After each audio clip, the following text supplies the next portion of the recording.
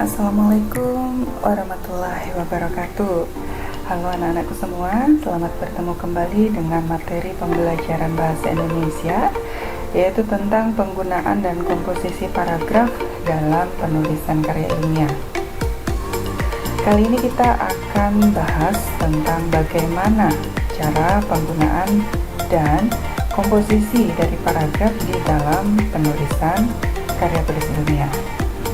Ibu harapkan kalian semua dalam keadaan sehat dan berbahagia pada hari ini. Baik, mari kita mulai pembelajaran.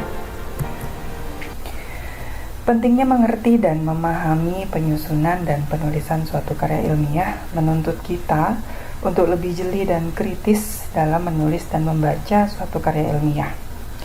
Sebagaimana dijelaskan bahwa kaidah yang perlu diketahui dan dipahami dalam membuat karya ilmiah adalah pola penggunaan dan penyusunan paragraf. Jadi di dalam sebuah karya ilmiah, penggunaan dan penyusunan suatu paragraf itu mempunyai kriteria-kriteria yang baku.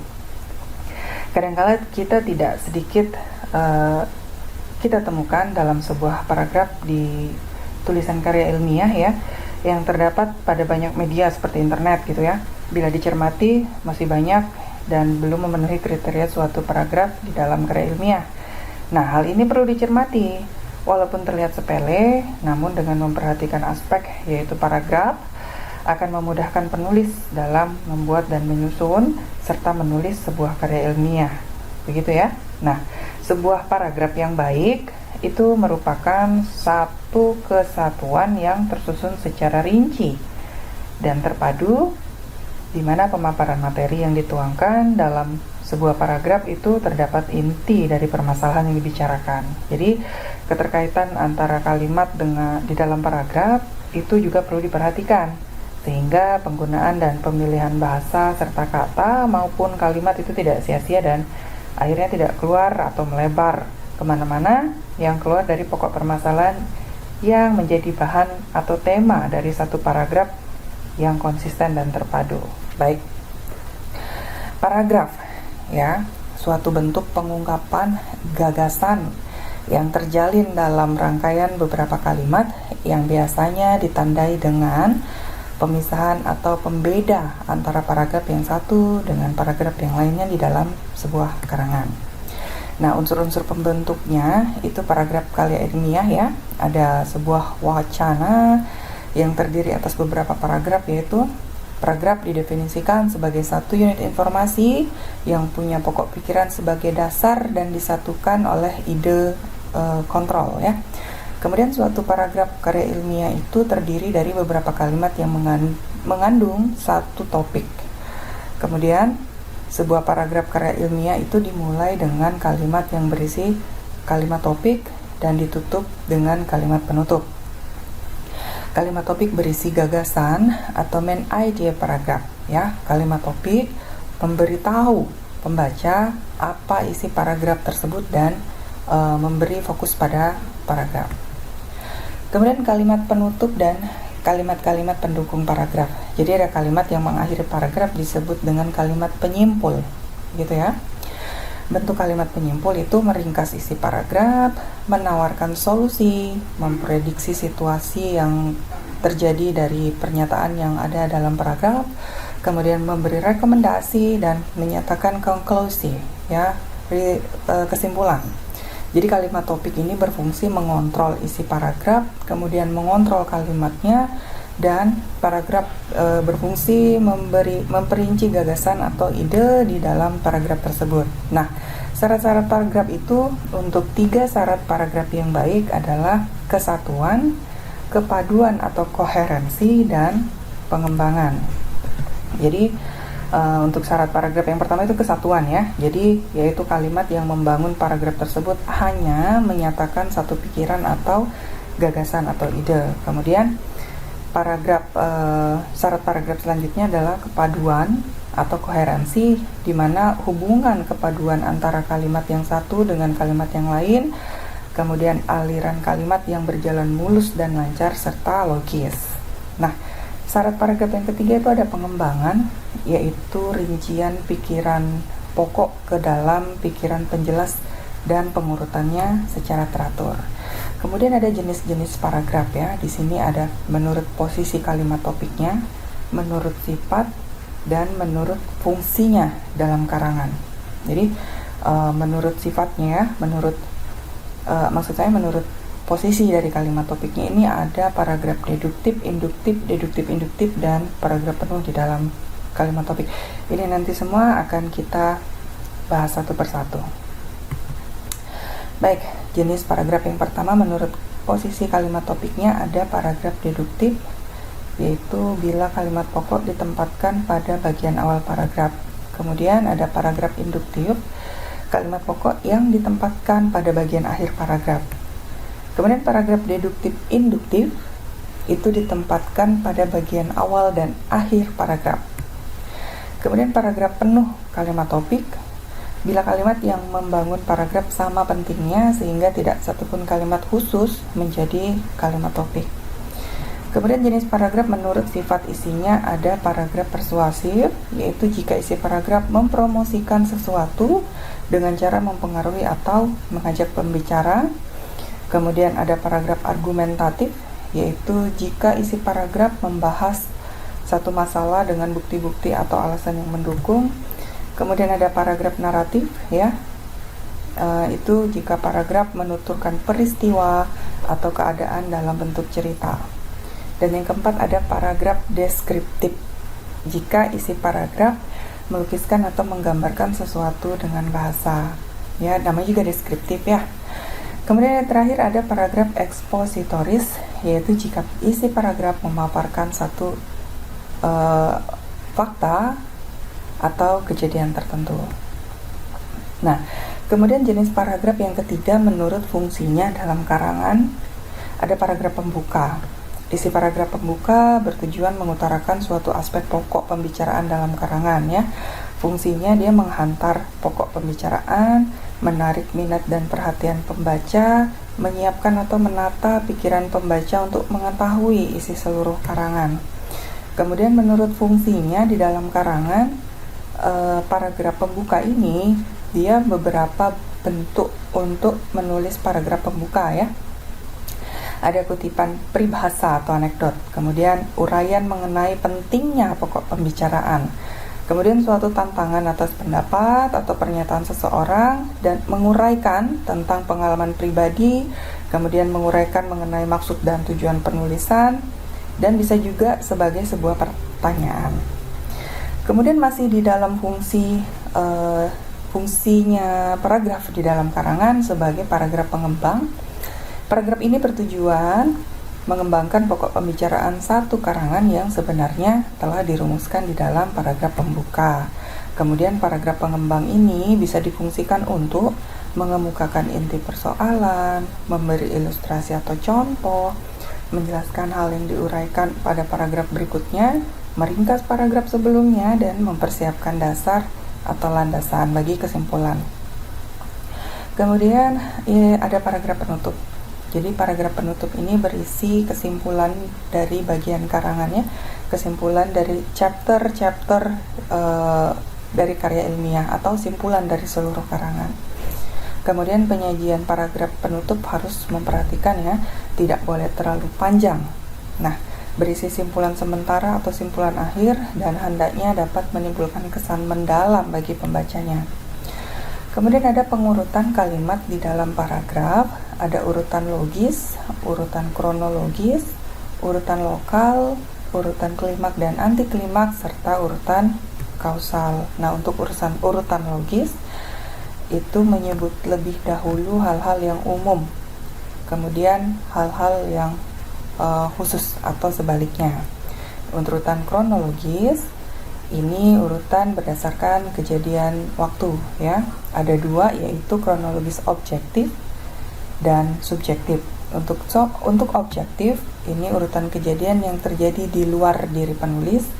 Untuk subjektif ini urutan kejadian yang terjadi di dalam diri penulis ya, seperti timbulnya pikiran, pendapat, perasaan, dan sebagainya.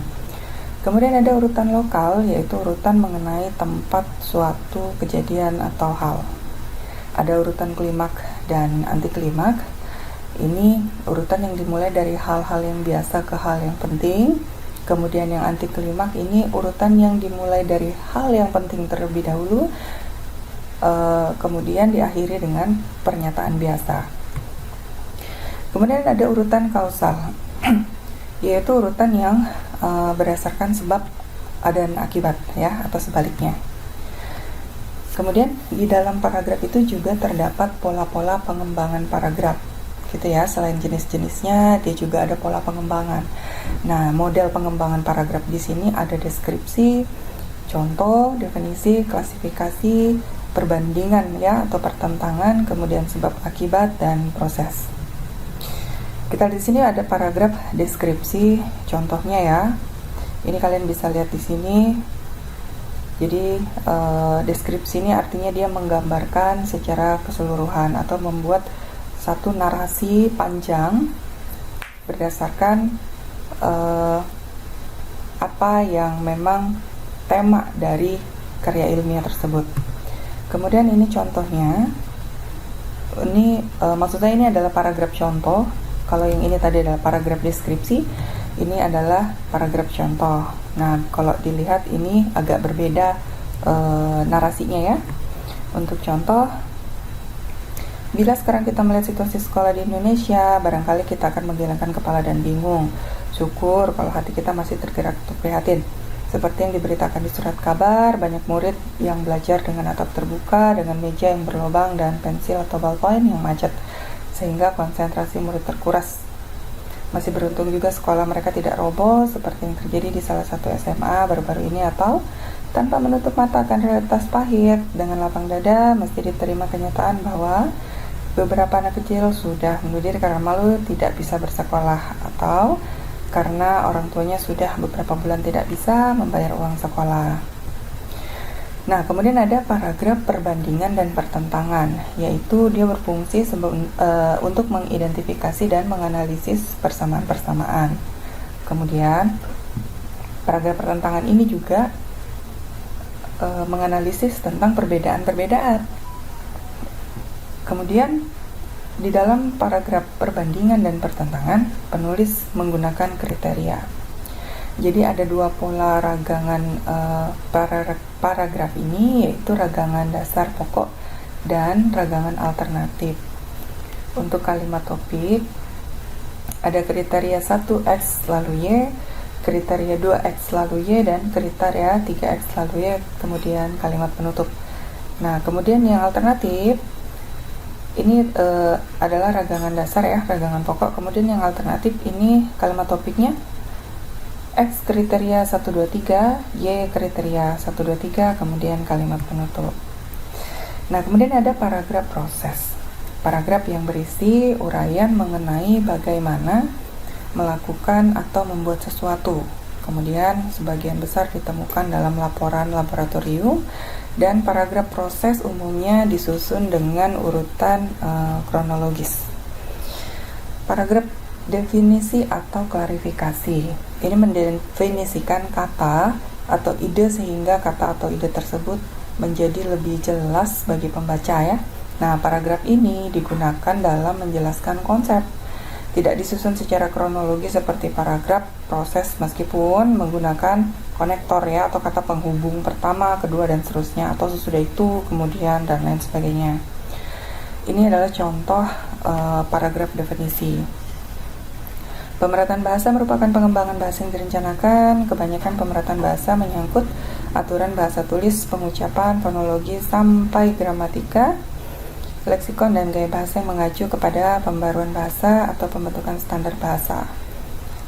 Ini artinya menjelaskan definisi ya. Jadi untuk paragraf kalimat paling atas dia menjelaskan definisi dari topik yang diangkat. Sekarang paragraf sebab akibat ya. Jadi bisa berupa paragraf sebab saja atau paragraf akibat saja, atau paragraf sebab akibat. Nah, paragraf ini berisi uraian mengenai sebab dari akibat tertentu. Biasanya menjawab pertanyaan mengapa ya. Misalkan mengapa harga beras naik, mengapa Indonesia perlu mengimpor beras, misalnya contoh ya. Kemudian paragraf sebab biasanya dimulai dengan akibat tertentu, kemudian dilanjutkan dengan narasi mengenai sebab dari akibat itu. Nah, paragraf ini berisi uraian mengenai akibat dari kegiatan, hasil, dan kejadian. Jadi, paragraf ini menjawab pertanyaan apa akibat dari kenaikan harga beras misalnya ya. Nah, kemudian paragraf akibat biasanya dimulai dengan kalimat topik yang mendeskripsikan peristiwa tertentu. Jadi kalimat topiknya itu problem statement-nya dulu yang dinaikkan. Nah, kadang-kadang di satu paragraf terdapat sebab dan akibat sekaligus. Contoh dari paragraf sebab akibat. Kenapa pasca mau pergolakan politik Cina pun terus berlanjut, hal ini berdampak. Nah, untuk bahasa berdampak artinya akibatnya dulu nih, gitu kan. Kemudian kita baca yang di bawah. Hal yang dilarang adalah menentang pemerintah dan mempertanyakan hak PKC. Kekuatan politik sebagai penyeimbang menurut sistem check and balance yang dianut. Nah, ini terbalik ya. Jadi hal ini berdampak pada aspek ekonominya. Jadi akibatnya dulu, kemudian dia menjelaskan fenomena-fenomena mengapa seperti itu ya. Kemudian contoh yang kedua ini, kalangan LSM mengkritik pemberlakuan RUU ini karena 3 alasan ya, sebabnya ini ya. Nah, kemudian akibatnya jadi kalangan LSM menilai RUU ini tidak bisa dilaksanakan sebelum diperbaiki terlebih dahulu. Nah, untuk contoh yang ini sebabnya terlebih dahulu, kemudian akibatnya dijelaskan di last sentence atau di akhir dari paragraf. Kemudian ada paragraf argumentatif, di mana penulis menyusun sebuah paragraf argumentatif yang bertujuan untuk meyakinkan pembaca agar menerima dan menolak gagasan. Kemudian pembaca menyadari bahwa suatu tindakan harus dilakukan untuk mengatasi masalah, kemudian mencoba suatu cara melakukan sesuatu, kemudian penulis harus menyatakan pendapatnya tentang sesuatu yang diyakini benar.